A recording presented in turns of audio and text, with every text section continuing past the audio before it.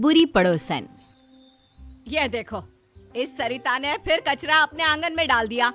ये इंसान है या जानवर? कचरा कहीं भी हो, कूड़ेदान का रास्ता ढूंढ ही लेता है। तुमने मेरे घर को कूड़ेदान कैसे कहा है? वैसे ही जैसे तुमने मेरे परिवार को जानवर कहा। देखो, मैं राकेश भाई साहब का लिहाज कर रही हूँ, वरना क्या, मैं भी मुकेश भैया की वजह से चुप हूँ। राकेश की पत्नी सरिता और मुकेश की पत्नी विनीता के बीच ये झगड़ा रोज की बात हो गई थी, लेकिन हमेशा ऐसा नहीं था। दोनों परिवार 4 पुश्तों से अच्छे पड़ोसियों की तरह रह रहे थे। राकेश और मुकेश दोनों एक साथ ही बड़े हुए और बचपन से अच्छे दोस्त रहे। शादी के बाद दोनों की पत्नियां भी सहेलियां बन गईं, लेकिन धीरे धीरे दोनों में मनमुटाव हो गया, जिससे माहौल बदल गया। तब से ना चाहते हुए भी बचपन के दोस्त दूर हो गए।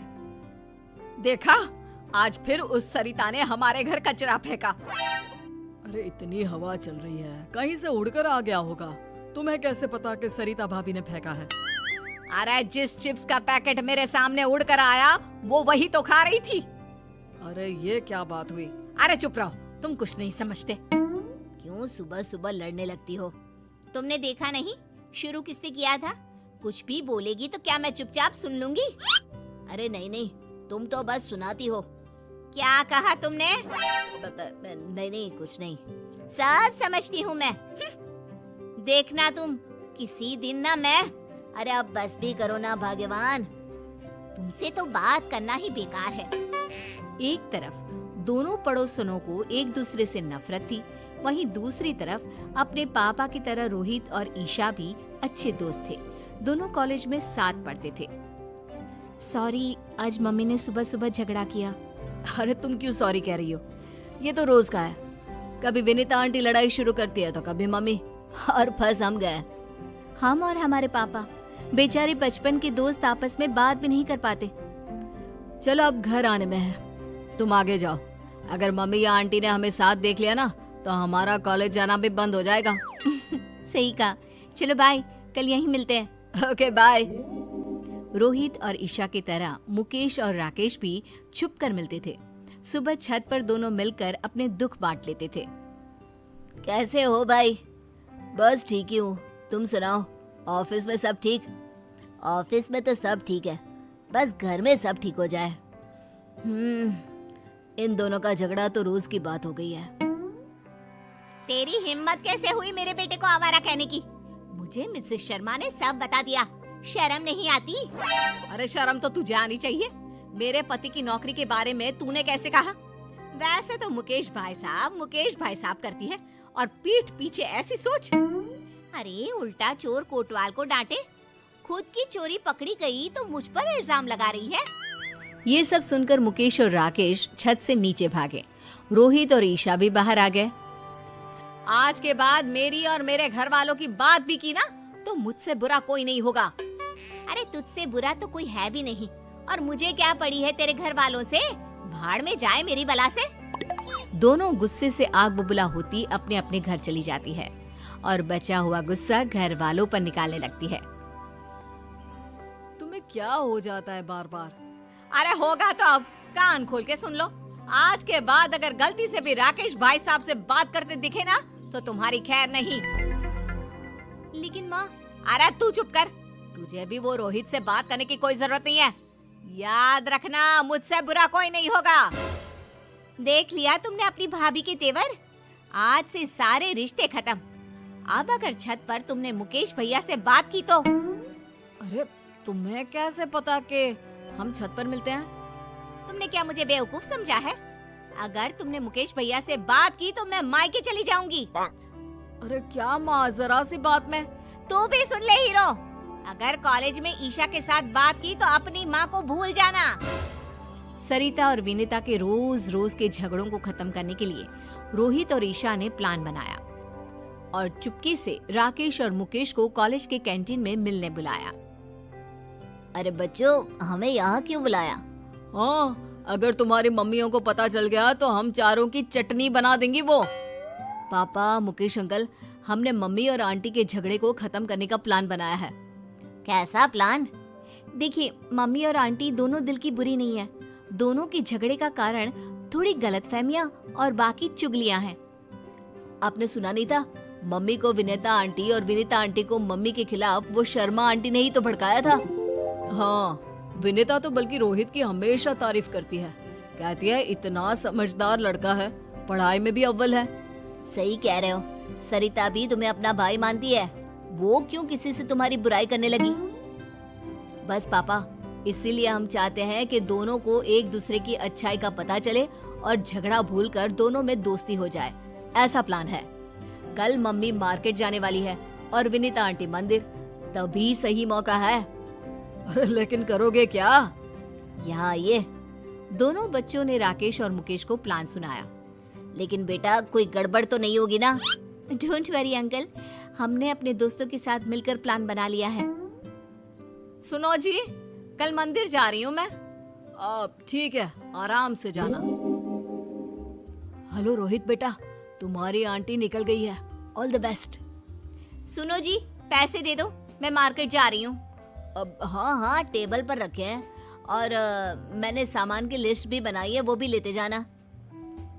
बेटी ईशा, तुम्हारी आंटी निकल गई है, जरा ध्यान से। जैसे ही विनीता मंदिर से बाहर आई, उसने देखा कि वहाँ भीड़ लगी है और लड़ाई हो रही है। उस लड़ाई में उसे एक जानी पहचानी आवाज सुनाई दी। वो तुरंत पास गई। आंटी आ रही है, चलो नाटक शुरू करो। अरे पैसे तो देने ही पड़ेंगे, तुम्हारी वजह से हमें चोट आई। देखो, एक तो तुम रॉन्ग साइड आ रहे थे, ऊपर से एक बाइक पर 3 सवार। स्पीड तुम्हारी ज्यादा थी और इल्जाम मुझ पर। गलती किसी की भी हो, पैसे तू ही देगा। और ना दूं तो आज मार मार के तेरी हड्डियां तोड़ देंगे और तेरी ये बाइक भी। देखो, मैं पुलिस को बुलाऊंगा। तीनों लड़के रोहित के साथ धक्का मुक्की करने लगते हैं। ये देखकर विनीता बीच झगड़े में कूद पड़ी। बंद करो ये। तुम्हारी हिम्मत कैसे हुई इसे हाथ लगाने की? मैडम, आप बीच में मत आओ।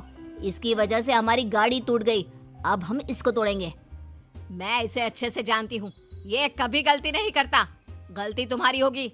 अब भागो यहाँ से, वरना पुलिस को मैं बुलाती हूँ। नहीं नहीं, पुलिस नहीं। अरे भागो यहाँ से। थैंक यू आंटी, आपने बचा लिया। अरे बेटा, तू मेरे बेटे जैसा ही तो है। तुझे चोट तो नहीं आई ना? नहीं नहीं, मैं ठीक हूँ।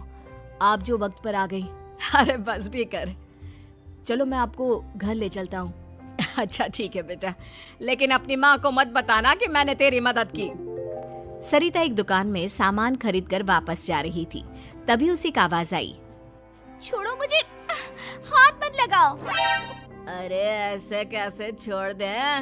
बचाओ, बचाओ। सरिता ने देखा कि ईशा को कुछ गुंडे छेड़ रहे हैं। आंटी ने देख लिया? हाँ, तो एक्टिंग शुरू करो। आज अकेली मिली है, अब बच के कहाँ जाएगी? ये सब देखकर सरिता ईशा को बचाने के लिए दौड़ी और अपनी चप्पल निकालकर उन्हें पीटने लगी। अरे कम बख्तो, रुको जरा, बताती हूँ तुमको। ये ले। अरे बाप रे, भागो यहाँ से। अरे रुको, अभी तुम्हारी अकल ठिकाने लगाती हूँ। भागते कहाँ हो? रुको। जाने दीजिए आंटी, वो भाग गए। थैंक यू, आपने मुझे बचा लिया। अरे मेरी बच्ची, तुम ठीक तो हो? मैं ठीक हूँ आंटी, आप जो आ गई। वो तो भाग गए, वरना मेरी फूल सी बच्ची को छेड़ने वालों की तो टांगे तोड़ देती मैं। चलो आंटी, घर चलते हैं। बेटा, तू अकेले कॉलेज मत आया जाया कर, रोहित के साथ ही रहा कर। जी आंटी जी। और अपनी माँ को मत बताना। सब कुछ प्लान के मुताबिक चल रहा था और प्लान के हिसाब से सरिता और ईशा, रोहित और विनीता एक साथ घर पहुंचे। राकेश और मुकेश भी बाहर ही खड़े थे। अरे रोहित, तुम इसके साथ? ईशा, तो इसके साथ कहाँ से आ गई? तब रोहित और ईशा ने अपनी अपनी मम्मियों को बताया कि कैसे आंटी ने उनकी मदद की। सारी बातें सुनकर दोनों की आंखों में आंसू आ गए। सरिता, थैंक यू, तुमने मेरी बेटी को बचा लिया। मैं तुम्हारा एहसान जिंदगी भर नहीं भूलूंगी। एहसान कैसे बहन? ईशा मेरी बेटी जैसी है और तुमने भी तो रोहित को बचा लिया। अरे कैसे नहीं बचाती? हमारे घर के लड़के को कोई ऐसे ही हाथ लगा लेगा क्या? मुझे माफ कर दो विनीता, मैंने तुम्हें गलत समझा। अरे गलती तो मेरी थी बहन, मुझे माफ कर दो। देखा सरिता, दिल की बुरी ना तुम हो ना विनीता, दोनों ने आज एक दूसरे के बच्चों की मदद की। हाँ, और तुम्हारी लड़ाई का कारण था गलतफहमी और वो मिसेस शर्मा की चुगली। हाँ, अगर हमने बाहर वालों की बातें मानने के बजाय आपस में शांति से बात की होती तो कभी लड़ाई ना होती। हाँ, अब से हम कभी नहीं लड़ेंगे। आखिर पहला सगा पड़ोसी ही तो होता है। उस दिन से दोनों में दोस्ती हो गई। अब मंदिर हो या मार्केट, दोनों साथ साथ जाती। राकेश और मुकेश भी खुलकर मिलते। सुबह की चाय दोनों आंगन में साथ बैठकर पीते। रोहित और ईशा भी कॉलेज साथ आते जाते। दोनों परिवारों में प्यार और खुशहाली फिर से लौट आई।